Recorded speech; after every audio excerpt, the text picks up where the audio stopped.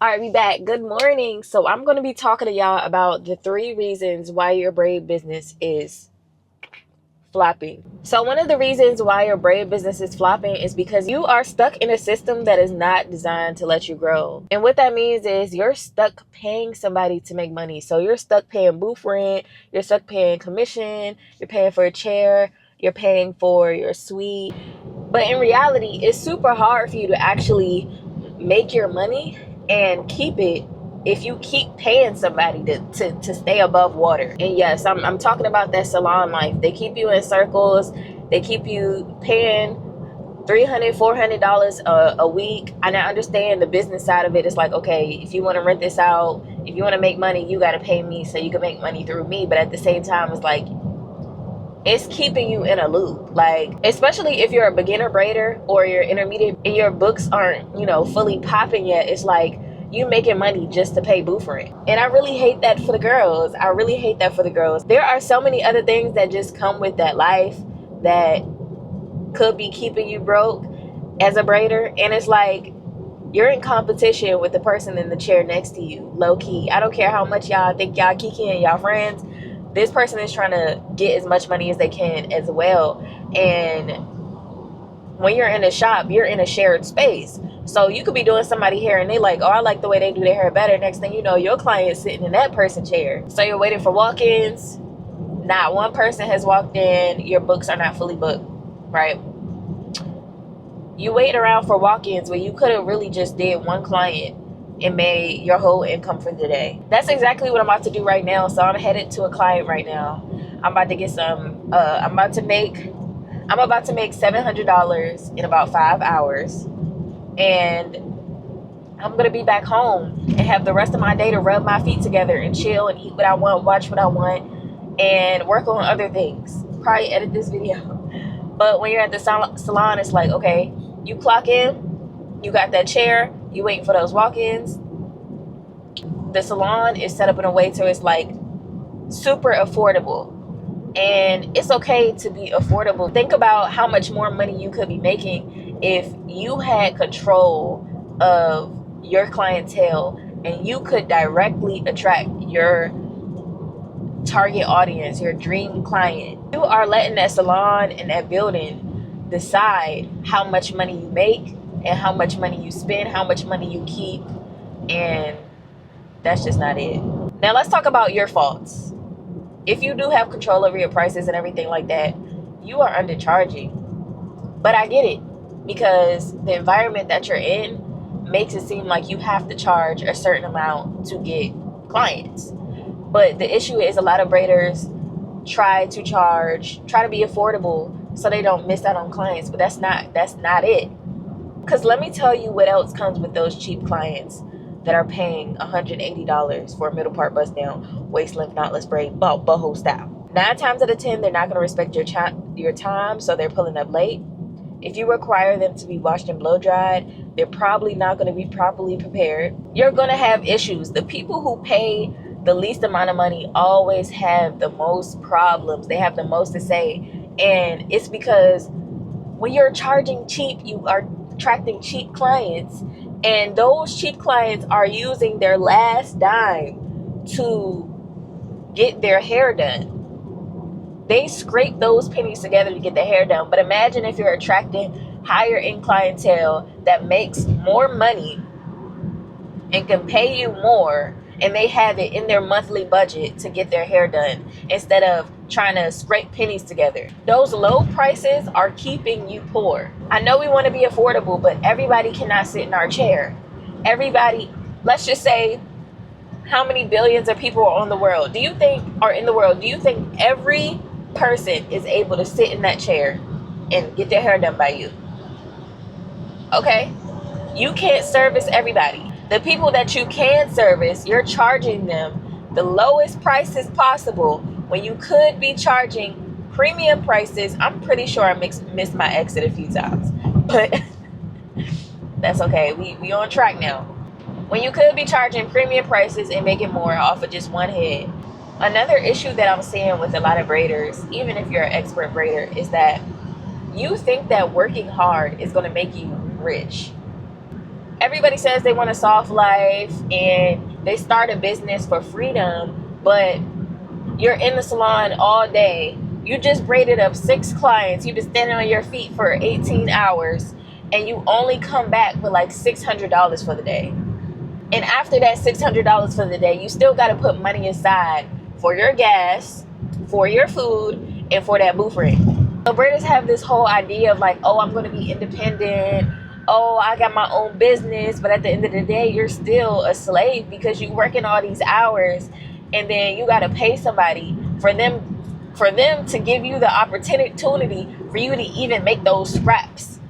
Be in there all day and don't let somebody else come and help you braid up that head, because now you got to split up that money with that person. So in my mentorship, I look at my students' prices. I had a student who was charging $300-$400 for braids, and she's a travel braider, and she was including her travel and the hair cost in that price and the length all included in that price. And I was like, girl, these people are getting over. These are the prices that you pay at the shop. We are not these braid shop braiders. Like, we attract premium clients. We need to be attracting people who are willing to pay no matter how high we raise our prices, because they can afford it, because it makes sense for them, because we offer them convenience, and they value you and your time, girl. And you offering them tea, you offering them coffee, you offering them a neck massage. I say you're undercharging. Way bad. Like, we got to get this together. You're putting in salon hours and you're not making any money. Now, the next thing we're going to talk about is your systems. Let's get into those systems, because a lot of y'all are still taking deposits through Cash App. A lot of y'all still like DM me for an appointment, and you're going to stay broke if you keep doing that. Thank you. You're going to stay broke if you keep doing that. Why? Once again, DM for appointment, Cash App me, $25. It's going to keep you broke because you keep attracting broke clients. Broke clients? Oh, $25 deposit. Bet. Oh, I'm booking with her. Will I show up? Maybe, maybe not. Will I have the remainder? Maybe, maybe not. Will I come washed and blow dried and with no oil in my hair and give you no problems? Maybe, maybe not. Your deposits are too low. Your systems aren't in order. And you're expecting people to just book and book and book, when it's like your booking link isn't even easy to read. We don't understand what you do. We don't understand your prices because you're just pulling them out your butt. And there is a lack of professionalism. You're yelling at the client. You're telling them what you don't want them to do, what you don't do, if they don't do this, if you do this. And it's a turn off. This is my first impression of you. Why should I trust you? I see your booking link and I'm like, all I see is do not do this, do not do that. In my head, I'm like, do not book. That is a major red flag for clients. Put yourself in their shoes.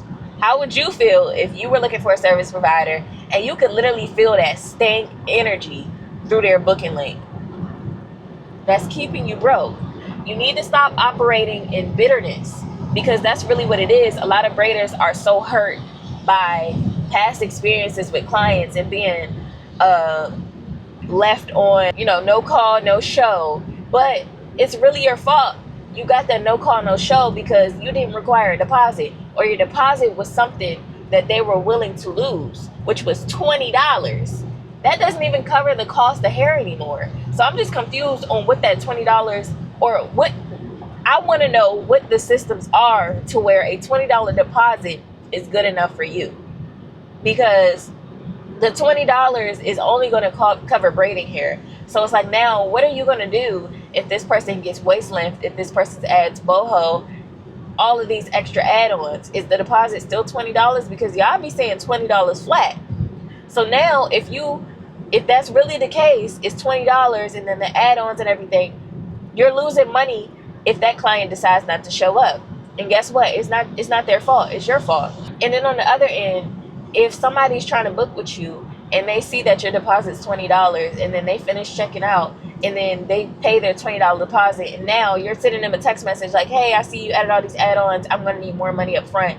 Unprofessional. You'll never hear from me again. Because I thought my deposit was this. You told me this was my deposit, and now it's my fault and it's my issue that my deposit didn't cover all the things that you have to get to prepare for my hairstyle. If your clients feel any ounce of lack of professionalism, they're going to ice skate. They're going to ice skate. Oh, she showed up late, I could show up late. Oh, she showed up unprepared, I can show up unprepared. So y'all need to get on it. You running a business, but you're really running your own job. But I also have a solution for y'all after this rant. One thing I want y'all to consider is travel braiding.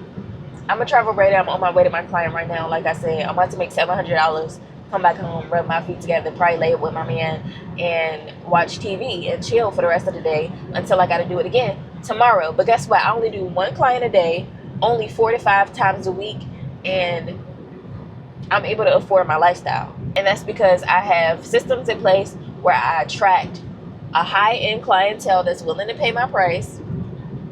My prices are not low. My deposits are not low, but I give you a premium service and a luxury experience. So when you become a travel braider, you have no overhead.